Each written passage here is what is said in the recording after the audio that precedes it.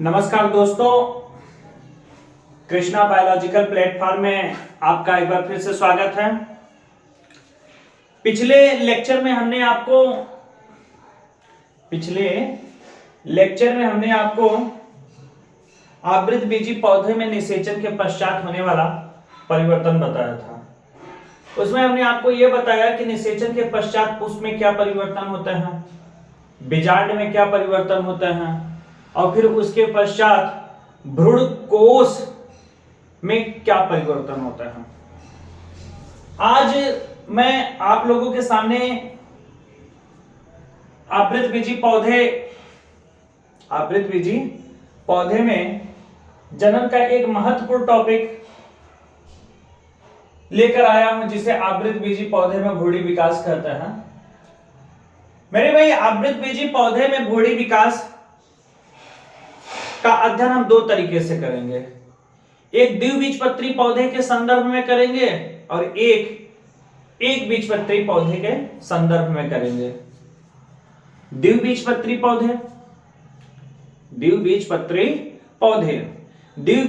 पौधे ऐसे पौधे होते हैं जिनके बीज को आसानी से दो बराबर भागों में बांटा जा सके, जैसे चना हो गए, मटर हो गए। जबकि एक बीजपत्री पौधे के बीज को आसानी से दो बराबर भागों में बांटा नहीं जा सकता, जैसे मक्का हो गए।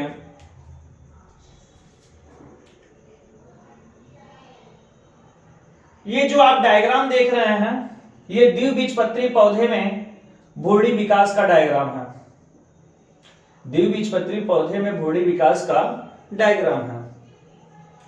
द्विबीजपत्री पौधों में निषेचन के पश्चात द्विगुणित कोशिका का निर्माण होता है, जिसे जाइगोट कहते हैं। द्विबीजपत्री पौधों में निषेचन के पश्चात द्विगुणित कोशिका का निर्माण होता है, जिसे जाइगोट कहते हैं। जाइगोट अपने चारों तरफ सेलुलोज के पतले परत का निर्माण कर लेती हैं। जाइगोट की कोशिकाएं आकार व आकृति में थोड़ी बड़ी हो जाती हैं, जिसमें ट्रांसवर्स अर्थात अनुप्रस्थ विभाजन होता है। ट्रांसवर्स डिवीजन का मतलब यह है कि पृथ्वी के बोले तो अर्थ के पैरेलल, अगर हम किसी चीज को अर्थ के पैरेलल इस तरीके से काटे तो इसे अनुप्रस्थ, इसे हम लोग अनुप्रस्थ सेक्शन कहेंगे, बोले अनुप्रस्थ काट कहेंगे। लेकिन जब किसी वस्तु को हम अर्थ के परपेंडिकुलर काटे तो उसे हम लोग वर्टिकल सेक्शन कहेंगे। मेरे भाई, जाइगोट में जब अनुप्रस्थ विभाजन अर्थात ट्रांसवर्स डिवीजन होता है तो दो असमान कोशिका बनते हैं। दो असमान माप के कोशिका का क्या होता है, निर्माण होता है। चैलेजा की तरफ बनने वाली छोटी कोशिका को टर्मिनल सेल अर्थात अंतस्थ कोशिका कहते हैं। और जबकि माइक्रोपाइल की तरफ बनने वाली बड़ी कोशिका को बेसल सेल अर्थात आधार कोशिका कहते हैं। टर्मिनल सेल को एम्ब्रियोनल सेल कहते हैं, जबकि बेसल सेल को सस्पेंसर सेल कहते हैं।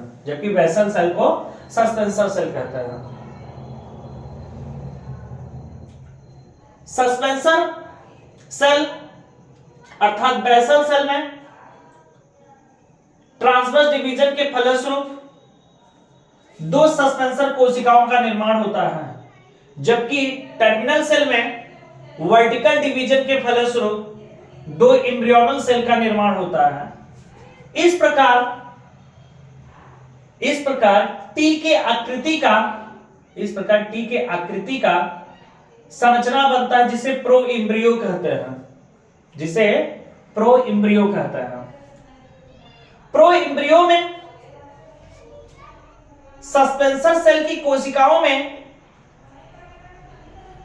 कई बार अनुप्रस्थ विभाजन होता है। सस्पेंशन सेल की कोशिकाओं में कई बार अनुप्रस्थ विभाजन होता है, जिससे 6 से 10 सस्पेंशन कोशिकाओं के बने सूत्र का निर्माण होता है। कितने में भाई? 6 से 10।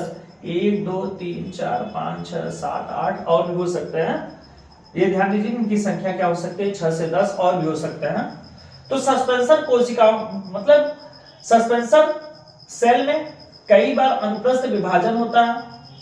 सस्पेंशन सेल में कई बार अनुप्रस्थ विभाजन होता है, जिससे 6 से 10 सस्पेंशन कोशिकाओं का बना एक सूत्र बनता है। सूत्र का मतलब धागे नुमा रचना बनता है, जिसे निलंबक कहते हैं। जिसे निलंबक कहते हैं। निलंबक में ऊपर की जो कोशिका होती है वो फूली हुई होती है, जिसे हास्टोरियल सेल अथवा पुटिका कहते हैं। जबकि निलंबक में सबसे नीचे की जो कोशिका होती है उसे हाइपोफाइसिस कहते हैं। उसे हाइपोफाइसिस कहते हैं। हाइपोफाइसिस को अधः स्फीतिका, हाइपोफाइसिस को अधः स्फीतिका कहते हैं, जो आगे चलकर विभाजन के फलस्वरूप मूलांकुर के शीर्ष को जन्म देती है। मूलांकुर का मतलब ये एक भ्रूणी भाग होता है जो पौधे में जड़ का निर्माण करता है। पौधे में किसका निर्माण करता है? जड़ का निर्माण होता है। तो पौधे में जड़ का निर्माण किससे होता है? मूलांकुर से। मेरे भाई हाइपोफाइसिस आगे चलकर विभाजन के फलस्वरूप मूलांकुर के शीर्ष को अर्थात जड़ के शीर्ष भाग, भाई मूलांकुर से क्या बनेगा? जड़ बनेगा। तो जड़ के शीर्ष भाग अर्थात मूलांकुर के शीर्ष को क्या देती है? जन्म देती है। इसी दौरान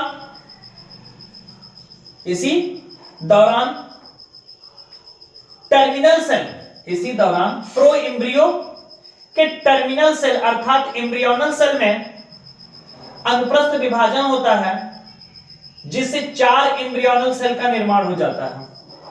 इन चारों एम्ब्रियोनल सेल में एक बार फिर से अनुप्रस्थ विभाजन होता है, जिससे 8 एम्ब्रियोनल सेल का निर्माण होता है।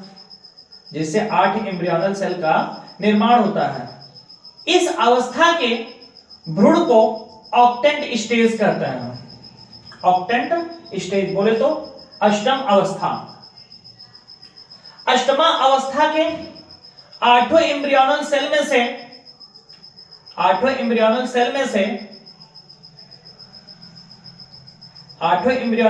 से हाइपोफाइसिस के नीचे की 4 एम्ब्रियोनल सेल को हाइपोबैसल सेल कहते हैं। क्या कहते हैं मेरे भाई? हाइपोबैसल सेल कहते हैं। जबकि इसके नीचे की 4 एम्ब्रियोनल सेल को ईपीबैसल सेल कहते हैं। हाइपोबैसल सेल्स और क्या कहते हैं मेरे भाई? ईपीबैसल सेल कहते हैं। हाइपोबैसल्स को हम लोग हिंदी में अधराधर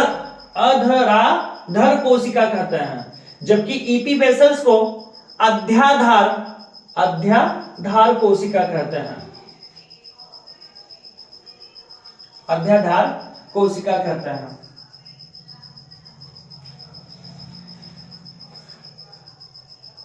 अष्टमा अवस्था के एम्ब्रियोनल सेल में परिणत विभाजन होता है। परिणत विभाजन का मतलब ऐसा विभाजन जो परिधि की तरफ क्या हो मेरे भाई? फैले। अष्टमा अवस्था के भ्रूण के एम्ब्रियोनल सेल में परिणत विभाजन होता है, जिससे भ्रूण गोलाकार रचनाओं में परिवर्तित हो जाता है। गोलाकार रचनाओं में परिवर्तित हो जाता है। ऐसे भ्रूण को ग्लोबुलर एम्ब्रियो कहते हैं। ग्लोबुलर एम्ब्रियो त्वचाजम, वल्कुटजम तथा रंभजन में विभेदित हो जाता है। देखते देखते भ्रूण, देखते देखते ग्लोबुलर एम्ब्रियो हृदय की आकृति की रचनाओं के भ्रूण में परिवर्तित हो जाता है। हृदय की आकृति का भ्रूण परिपक्व भ्रूण में परिवर्तित हो जाता है। द्विबीजपत्री पौधे के परिपक्व भ्रूण में, द्विबीजपत्री पौधे के परिपक्व भ्रूण में 2 बीज पत्र होते हैं। कितने बीज पत्र मेरे भाई? 2 बीज पत्र होते हैं तथा एक भ्रूणी अक्ष होता है। द्विबीजपत्री पौधे के परिपक्व भ्रूण में 2 बीज पत्र होते हैं और एक भ्रूणी अक्ष एम्ब्रियोनल एक्सिस होता है। एक एम्ब्रियोनल एक्सिस होता है। ये देख रहे हो मेरे भाई, इसको हम लोग बोलते हैं एम्ब्रियोनल एक्सिस। एक्सिस का मतलब होता है अक्ष होता है। ये एम्ब्रियोनल एक्सिस है। ये देखिए दोनों बीज पत्र, यहां पर ध्यान दीजिएगा, ये दोनों बीज पत्र कहीं ना कहीं एक दूसरे से जुड़ेंगे। मतलब ये दोनों बीज पत्र कहीं ना कहीं एक दूसरे से किसी स्थान पर जुड़े रहते हैं। उस स्थान को कॉटिलिडोनरी नोड कहेंगे। कॉटिलिडोनरी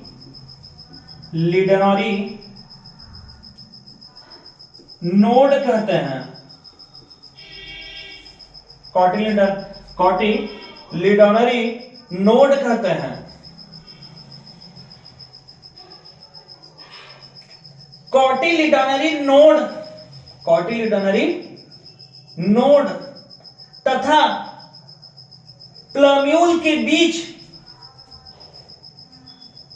कॉटिलिडोनरी नोड तथा प्लम्यूल के बीच के भ्रूणी अक्ष को इपिकॉटिल कहते हैं।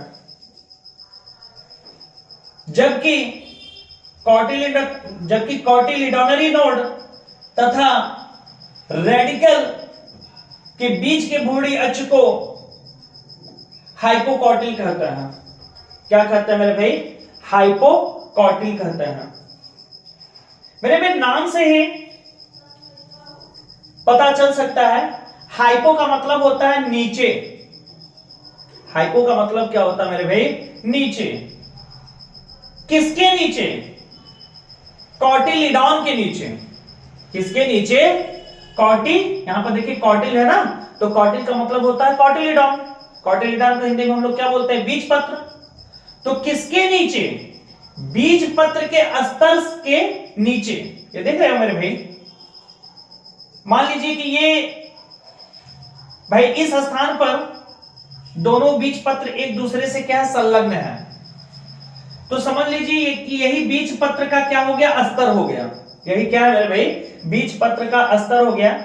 ये बीज पत्र के अस्तर का, ये भ्रूणी अक्ष का वह भाग है, ये इतना भ्रूणी अक्ष का वह भाग है जो बीज पत्र के अस्तर से क्या है? ऊपर है।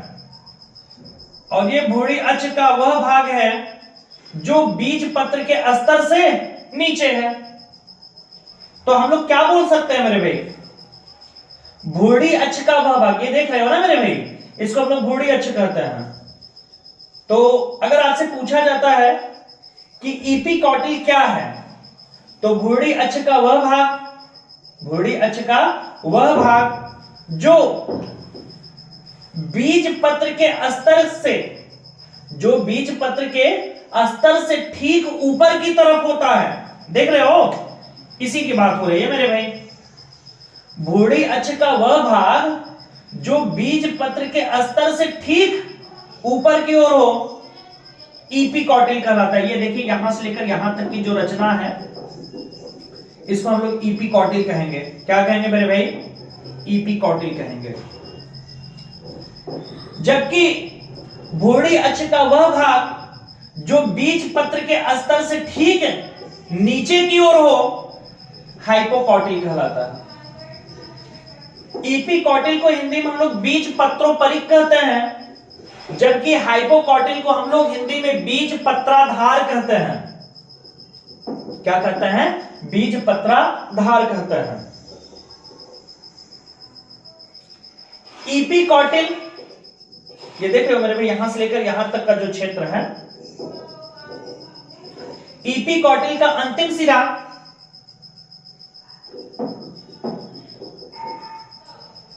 इपिकॉटिल का अंतिम सिरा जहां पर समाप्त होता है उसे प्लम्यूल कहेंगे। उसे क्या कहेंगे? प्लम्यूल कहेंगे। और जबकि हाइपोकॉटिल का जो अंतिम सिरा जहां पर समाप्त होगा उसे रेडिकल कहते हैं। उसे क्या कहेंगे?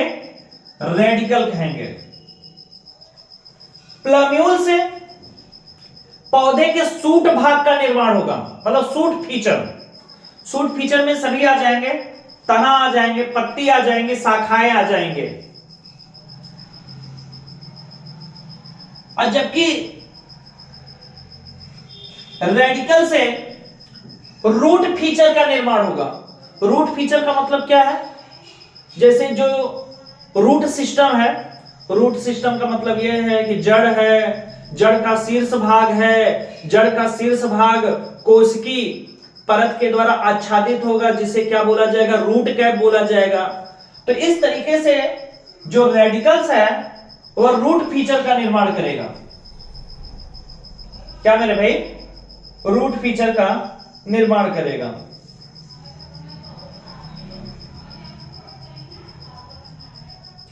मेरे भाई एनसीईआरटी अपने बुक में केवल ज्यादा से ज्यादा फोकस किया है हाइपोकॉटिल और इपिकॉटिल पर। ये जो आप स्ट्रक्चर्स देख रहे हैं, हालांकि एनसीईआरटी ने उसे इस डायग्राम को अपने बुक में स्थान दिया है, किंतु उसके विषय में ज्यादा उसने बताया नहीं है। जो भी बताया है वो परिपक्व भ्रूण के विषय में बताया है, और परिपक्व भ्रूण के किसके बारे में? हाइपोकॉटिल और इपिकॉटिल के विषय में बताया है।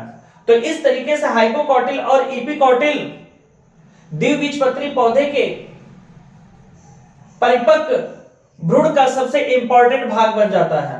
तो एक बार फिर से देखिए कि इपिकॉटिल क्या है मेरे भाई? ये देखिए बीज पत्र स्तर है, मतलब, और ये देखिए भोड़ी अक्ष का यहां से लेकर यहां तक भाग है। तो मेरे भाई भोड़ी अक्ष का वह भाग जो बीज पत्र के स्तर से ठीक ऊपर की तरफ होता है उसे इपिकॉटिल कहते हैं। उसे क्या कहेंगे? इपिकॉटिल कहेंगे।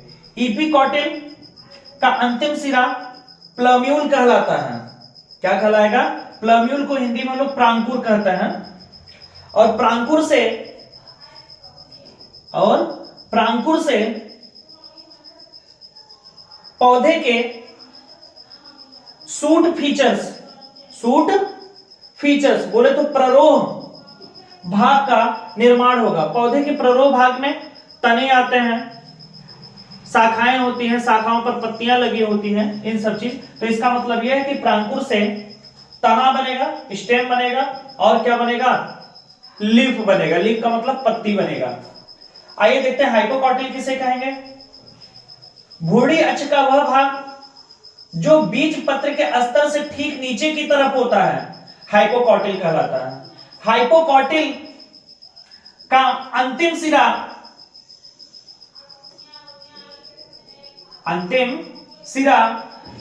जहां पर समाप्त होता है उसे रेडिकल कहते हैं। उसे क्या कहेंगे मेरे भाई? रेडिकल कहते हैं। रेडिकल का अंतिम सिरा, रेडिकल मीन्स मूलांकुर। तो मूलांकुर का अंतिम सिरा मूलांकुर शीर्ष कहलाता है। और मूलांकुर शीर्ष एक कोशिकी परत के द्वारा आच्छादित होता है, जिसे रूट कैप अर्थात मूल गोप कहते हैं। क्या कहेंगे मेरे भाई? मूल गोप कहेंगे। तो आशा करते हैं कि यह वीडियो आप लोगों का ज्यादा से ज्यादा मदद करेगा। अगर इस लेक्चर में वीडियो से संबंधित कोई भी समस्याएं हैं तो उसे कमेंट में बताइए, और जहां तक होगा मैं इस पर इसको सुधारूंगा और जहां सुधार करने की जरूरत है उसको सुधारा जाएगा। आशा करते हैं कि ये वीडियो आपको पसंद आया। इसके बाद का जो लेक्चर आएगा वह एक बीजपत्री पौधे में भूड़ी विकास का आएगा, तो बेसब्री से इंतजार कीजिए। जल्द ही एक बीजपत्री पौधे में भूड़ी विकास को आपके सामने वीडियो के माध्यम से रख दिया जाएगा। इजाजत दीजिए। जय श्री कृष्णा।